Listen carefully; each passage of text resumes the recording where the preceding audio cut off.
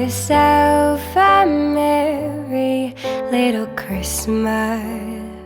Hey guys, so today I want to do a little juicy Q&A. I gathered up some questions that I've had from you guys that are a little bit more intense and kind of personal. I'm going to dive deep and get really raw and honest with you. As always, is what I love doing, so I hope that you respect my answers. But also, if you have any feedback or any helpful comments you want to leave below, I think it's always a really great place to do that. And I think it helps other girls. They can go read through them and then get someone else's opinion and someone else's life experience on these things. Because as always, I'm just speaking from my own life experience. I don't know everything, but I do think that I have some knowledge and wisdom to give on some of these topics. So I'm gonna go ahead and jump right in. As always, if you do want to keep up with my life, see what I'm wearing, what I'm doing with my friends, and just kind of everything in between, my Instagram is just Megan Parkett. I post on there all the time, and I would love to see you guys over there. So I'm gonna go ahead and jump right in. The first question is, how do I stop attracting fuckboys? So what an interesting question, and what a great little topic to jump into. So I've made videos about fuckboys over the years. You probably will have noticed I haven't done that in a while, and that's because I don't entertain fuckboys at all. I think it's something so interesting when you really think about it, because in my personal opinion, I think as women, we have so much power and control in who we get to date and who we get to entertain and who we give our time and our love to and our bodies to. And if you continuously attract fuckboys, you are choosing the fuckboys. I think that is the thing that so many girls don't confront. This lies within you. You know, someone can be a shitty type of person and you can decide to not associate with them or not give them the benefit of the doubt or not believe that they're any better than what they are showing you. And it comes down to stuff that is so simple. And I think as women, we try to overcomplicate things and we try to, love someone harder and change their behavior by doing that. And it's such a dead-end road to go down, because all it's going to do is drain you, and it's going to make you hurt and resentful and questioning your own self-worth over some guy that has nothing to offer you. And I think a lot of it comes down to ego, actually. And I have done a lot of self-work on myself, and I have really broken down my ego and that need to be validated or that need to be loved or found attractive or whatever by a guy. And then I ended up meeting, someone that was so incredible in so many ways. And I think the reason for that is because when you are dealing with fuckboys and you're trying to, make a situation work, or you're trying to figure out why this guy doesn't want to date you, or he doesn't like you, or maybe he acts kind of wishy-washy, there is so much data there that you need to really consider. In my opinion, if someone is acting like a fuckboy and they're doing this, that's such a clear sign that you don't need to be with them. And there really shouldn't be any more room for discussion there. If someone's going to show up and act right and treat you well and be a good person, as long as that's what you're doing on the other end as well. I believe it's a two-way street. You have to be what you want in a partner. So if you want someone that's committed, be committed. If you want someone that's honest, be honest. If you want someone that, speaks about how they feel and is upfront with themselves, be that. And I think you will attract that person back into your life. But if you are you're not doing any of those things and you want a partner that's doing that, you are just working against yourself in the universe, honestly. When you truly decide that looking at something for what it is, not what you wish it could be or something you romanticize, that sets you so free. And there are so many messages I get from girls telling me that they're so upset over this guy, they want things to work out, they don't know how to get him to be in a relationship with them, he's being a fuckboy, he's sleeping with other people, he's still talking to other girls, but they really love him, they really want to be with him. It just breaks my heart in a way, because there is something so personal about those situations where no matter what someone tells you or what someone says you should do, that's something you have to see through on your own journey. And it's something that I think every woman has to come to at a point in their life where they realize, I don't want someone like that. I have no interest, no time for that, and I'm not going to tolerate it. And the minute that you stop doing that, you start attracting better guys, and you start bringing out people that are good, true, honest, great communicators, and people that want to be with you and respect you and are loyal. And it's weird to think, was the problem you all along in a way? Were you allowing people to treat you that way, so therefore they were? I mean, it's something to think about, and it's something that I would love to get further into, because I love helping girls and I love talking about relationships. I think it's so fascinating. But I think at the end of the day, an old idea of our intuition as women is so strong. And I think when you get to the point of asking for advice, you already kind of know what's going on, and you already know that something isn't right. And I think It's just something that sometimes needs to be explored within your own heart before you're ready to let go. And I honestly, I wish and I hope for every girl that is out there that watches me that you realize that you deserve someone good. You deserve someone loyal, someone that wants to be with you, that actively pursues you and makes you feel good and secure and loved. And if a guy's not doing that, that's such a clear sign that he's out of the running. He's not the one for you. And do not get hung up or upset over that, because it's such a great thing, actually. It is freeing up your time and your energy and your love for someone so much better. And I promise you, there is someone out there that is so much better. And when you meet someone like that, you look back at all the situations that you put up with, and you might honestly feel kind of disgusted with yourself. You might feel embarrassed. You might feel stupid. But just understand that it was all part of the learning process, and it was part of what would bring you to the person that you are today, which hopefully is a better person, a more elevated person, a more deserving person, so that you can attract those really great people into your life. The next question I got is, will you talk more about your parents' divorce? So this is referring to a video that I recently did. I'm talking about something that happened with my parents that was really, really hurtful and really emotional and very tragic for me, honestly. And out of respect for them and respect for my own family, probably not.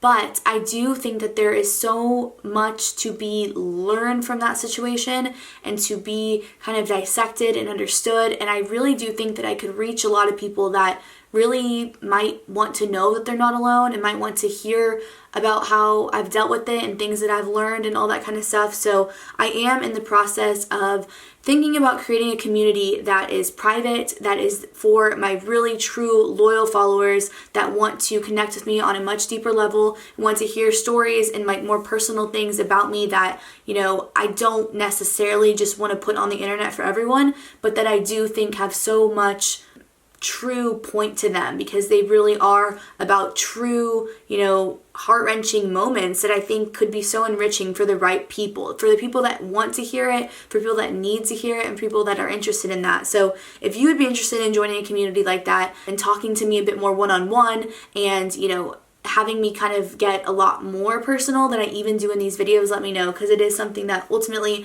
I would love to start. I think that's where my true heart lies, because I just love talking about deep stuff, but I think that there's a time and there's a place for it, and there are a certain group of people that I think that's meant for, and I hope that I can do that kind of soon.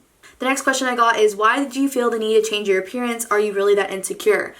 So this is one I wanted to address because I've gotten this comment a little bit, and it's always kind of phrased in a way where they're trying to be nice, but they're not, kind of it's like a snarky, backhanded thing. And they say that, oh, I looked better before, and why do I change my appearance so much? Or they're so shocked when they saw me, all this stuff.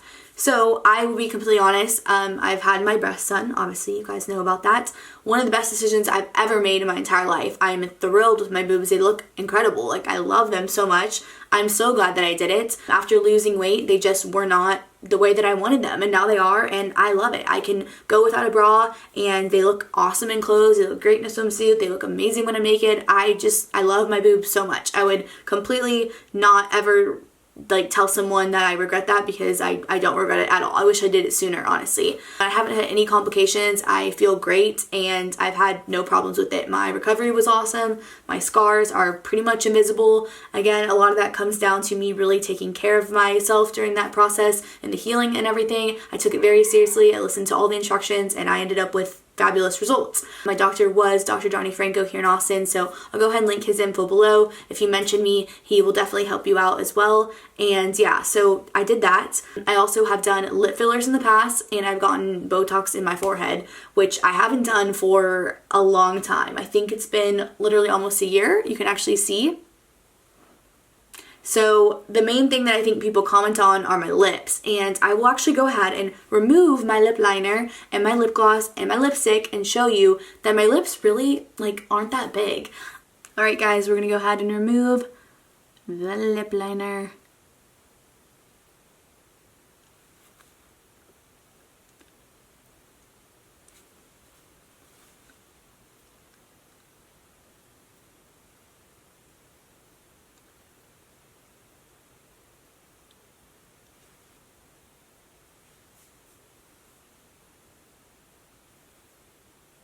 So there we go. really not that big. I just don't have a lot of color to my lips too. So that's another reason why I like lining them, because without it, they're kind of just like match my skin tone. And yeah, I personally don't like love that. So yeah. I overline them. I know people don't like it. I like it though. Personally for me, it's what I like. I know that it's not for everyone, but I also enjoy the fact that I can do that, and then I can also just wipe it off and they look smaller. So you kind of have the best of both worlds in that way. I do think that it's a little bit rude that people like say that I'm lying about getting lip filler and stuff. I'm definitely not. I literally have not gotten it since, let's see, not last June, but the June before that. So it's been like 2 summers. It's been a while. And yeah, I don't plan on getting any more, honestly. I think what happened was at one point they were filled a little bit differently, and then they kind of dissolved a bit, and then I was able to kind of reshape them with my lip liner, and now I like them a lot better. And I think also your skin over time rebuilds collagen when you get injections, so that kind of kept them a little bit plump in certain areas. But yeah, I haven't done it. Oh, and then I also, of course, did get my veneers done, which again, I am so thrilled with. Again, also equally with my breasts, best decision I've ever made. They make me so confident. They look beautiful. They're so white. They don't stain. And they just really changed, in my opinion, my entire confidence about my smile. And while people thought my smile was fine before, you know, it was my body and it was my own emotion and my own standards that I hold myself to in my appearance that I don't want to push on anyone else at all. But it was something that I did for myself, and I'm so thrilled that I did. I went to Dr. Shiro here in Austin, the cosmetic dentist of Austin. Again, if you guys mention me, you can get $2,500 off your own smile makeover, which is an incredible deal. And yeah, they took such great care of me. I'm actually going to do a 1-year follow-up video talking more about that, because it's going to be 1 year in January. So I'm really excited about that. But on the topic of, am I insecure? Is that why I've made these changes to myself? The answer is no. Actually, it's quite the opposite. I have so much self-confidence in myself that I've invested in my own self because I love myself. I'm proud of what I look like. I've worked hard on my body. I've worked hard to have the things that I do and to be able to do the things that I wanted to do. And I'm actually really, really thrilled with the way I look. Obviously, I'm not perfect. I have flaws. I'm human. But at the same time, it is so freeing and amazing as a female to be in a position where I feel very confident and good about myself. And I can only wish that on every other woman. It makes me so sad when I hear from people that say they're unhappy with what they look like or they feel unattractive or whatever. And my biggest goal and my biggest help to you would be, number one, gain some self-love, understand that you are unique in your own way and that's what makes you beautiful. But also, if there's something you want to do and there's something that's going to make you feel better about yourself, do it. We have one life. I think life is too short to live with feeling insecure or not good about yourself. You deserve to feel beautiful and you deserve to feel happy within your own skin. And in my opinion, screw anyone who wants to talk down on you for doing something that makes you feel good. Every woman deserves that, and I am a huge advocate for doing what is right for you. You live in your own body. These other people don't. And I know it can be difficult, but drown out any people that have negative things to say about your appearance, because at the end of the day, commenting negatively on someone's appearance is a very, very low blow. That is just rude. It's not necessary. It doesn't help anyone. And it's just very immature and odd. I mean, I was definitely raised to not negatively comment on someone else's looks. That's just not nice at all. So I would kind of understand that people that are doing that, they try to act like it's coming from a good place, but I don't know. I just think it's rude, and it's how is it affecting you? It's not on your face. It's not on your body. No one's forcing you to do it. I don't know. In my opinion, if you don't have anything nice to say, don't say anything at all. And also, as women, we should not tear each other down. If you don't like the way someone looks or you think they don't look good, why would you tell them that? That's, to me, it's bizarre and I don't get it, but yeah. The next question is, why don't you have a lot of friends? So this is an interesting one because in a way it was worded, I think, to be kind of bitchy, but it's also kind of true. I definitely have a small group of friends and I do that on purpose. Honestly, I don't know. I am very picky with my time. I'm an introvert. I get drained around people that don't match my energy and that have a different frequency. I also have literally no tolerance for bullshit, for fake people, for catty people. I just like don't like it. If you act like that, I just like won't hang out around you. So obviously over the years that has cut down on my group of friends just because I'm particular, and I've had lifelong amazing friends in my life, and I also have, you know, new great really awesome people surrounded around me. And for me also, I'm someone that like I can tell, especially with women, I can tell like right off the bat if we're going to be friends or not. And I don't know, the people that I've always felt that way about have ended up being amazing, great, true friends, and people that I've had to kind of like warm up to over time and stuff, it never works out. So in my opinion, I like keeping my circle small. I've never like fit in really because I always have just kind of done my own thing, and I am happy with that. I like it like that. And that's how I enjoy to live my life, and I don't know, I feel fulfilled because I have all of you guys. I have so many amazing friends that I've met through the internet too. And I think the reason for that is because I'm so authentically myself in these videos that I connect with other girls that are similar to me, which is incredible. And I think in real life, some girls can try to like put on a front, they can try to act a certain way or like, you know, put up certain walls or personas, and that can be hard to kind of connect to because someone's acting in a way that's like not natural to them. And so I think the fact that I speak about literally everything in these videos, I've been able to connect with girls on a really like real true level, and then those have led to really great fulfilling friendships. So yeah. Next question I said is how to know if it will progress into a relationship, how to get a guy to date you. Again, reverting back to my first thing about fuckboys, oh my gosh, I see so many circumstances like this and I hear about it, and it hurts me in a way because I'm like, I want to tell these girls that are feeling like this that like that is just the biggest sign that it shouldn't be a relationship, or it's not going to be one, or it's at least never going to be one that is ultimately truly fulfilling and pure and full of like divine love. Because if someone wanted to be with you, they would be. And that is just like the biggest thing I think as women, like it's a two-way street. Like, does he want to be with me, but do I want to be with him? Like, girls need to think about that, and they also need to understand that like if a guy is treating you like he doesn't care, he probably doesn't care. And that sucks. It hurts. It's horrible. But like there are so many other guys out there that probably do care and would care. And it's like, why are you hung up on someone that doesn't want you? And the true answer, it's ego. That is what it boils down to. You are trying to prove your worth to someone or earn their affection and love when they're not giving it to you. And oh my gosh, that is such a hard place to be in. And in a weird way, I kind of applaud women that can like be in those like situationships where like they're not really with the guy, but they're kind of with the guy. They're giving the guy all of like the girlfriend duties, but he's not saying that he's their boyfriend, but also, you know, they're expending their time and their love and their body and their soul to someone that's not really doing that back for them. Like, oh gosh, I can't imagine because I could never do it, and I would never do it. And, you know, I'm not at all trying to put down anyone's path, but I just think you deserve better. I think if you're in that situation, you know you're in that situation, and why would you degrade yourself like that? Because at the end of the day, he's not treating you like he cares about you. He doesn't. You know, it doesn't matter if sometimes he's nice to you or sometimes he gives you mixed signals. Like, the thing that I think I've learned as I've gotten older, and it's really interesting because I used to be the biggest advocate for, you know, drama and trying to save someone and fix someone and make it work. And it's like, if love is right, it works. That's the thing. It does. I truly, honestly believe that. And it can be sobering and eye-opening and hard to swallow that someone that's being so difficult probably doesn't love you, because if they did love you, it wouldn't be so hard and difficult and confusing for you.